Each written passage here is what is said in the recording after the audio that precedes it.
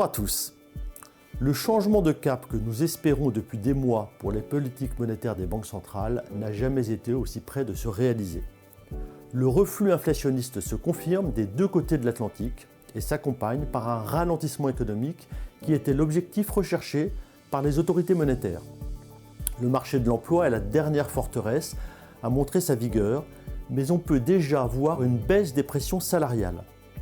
Tout indique que 2024 sera une année de baisse des taux. Depuis presque 2 ans, la résurgence d'une inflation alors oubliée et due en bonne partie au conflit en Ukraine a provoqué un choc de taux d'intérêt dans le monde, entraînant des conséquences très négatives sur les marchés financiers. L'économie post-Covid surprenait par une croissance vigoureuse en raison notamment d'une consommation qui s'alimentait des surplus d'épargne accumulés.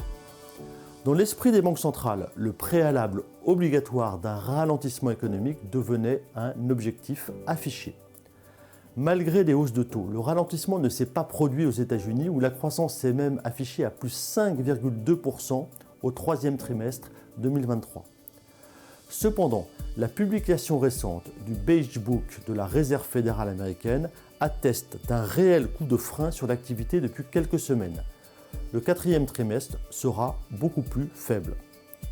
La consommation voit son rythme décélérer et ne pourra plus jouer son rôle contributeur. En Europe, le ralentissement de l'activité est en revanche acté depuis plusieurs trimestres. La croissance européenne est atone avec certains pays, dont l'Allemagne, d'ores et déjà en récession. La Banque centrale européenne n'a plus besoin de viser une réduction supplémentaire d'activité et peut infléchir son discours dans un sens plus accommodant.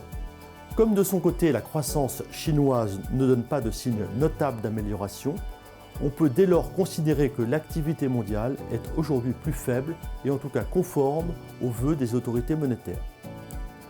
Nous ne prévoyons pas de dégradation majeure supplémentaire, croyant davantage à un atterrissage en douceur plutôt qu'à une récession brutale.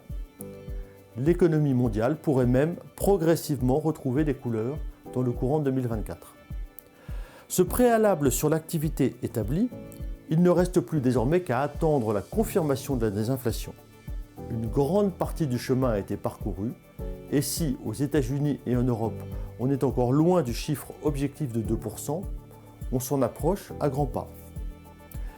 Il est donc possible d'affirmer que les banques centrales, par leur politique très agressive, ont réussi à stopper l'envolée des prix et qu'elles ont désormais le champ libre pour un changement de cap. Elles agiront prudemment et progressivement car elles voudront s'assurer que les prochains chiffres confirmeront les tendances évoquées. Nous prévoyons une période de plusieurs mois de stabilité des taux courts à leur niveau actuel avant une première baisse dans la seconde partie de 2024. Les taux longs n'ont pas attendu cette échéance pour commencer à baisser par rapport à leur point haut. Cela profite à la fois au marché obligataire et aux placements en actions, surtout les valeurs de croissance traditionnellement favorisées par un reflux des taux. Ce nouvel environnement qui se met en place n'est pas sans risque. La géopolitique peut par exemple se rappeler à nos mauvais souvenirs et provoquer un rebond des matières premières qui irait à l'encontre du processus désinflationniste en cours. Des problèmes sociaux et des demandes salariales supplémentaires peuvent également survenir. Il faut donc rester vigilant et réactif. Nous gardons en l'état nos choix forts en faveur des valeurs des secteurs du digital, de la consommation, de la santé et de la transition énergétique. Nous conservons nos positions en petites et moyennes valeurs dont le potentiel de rebond est très important. Nous profitons enfin de nos placements obligataires qui offrent un rendement appréciable sur toutes les échéances. Je vous retrouve l'année prochaine pour un prochain point macro avec, j'espère, de bonnes nouvelles.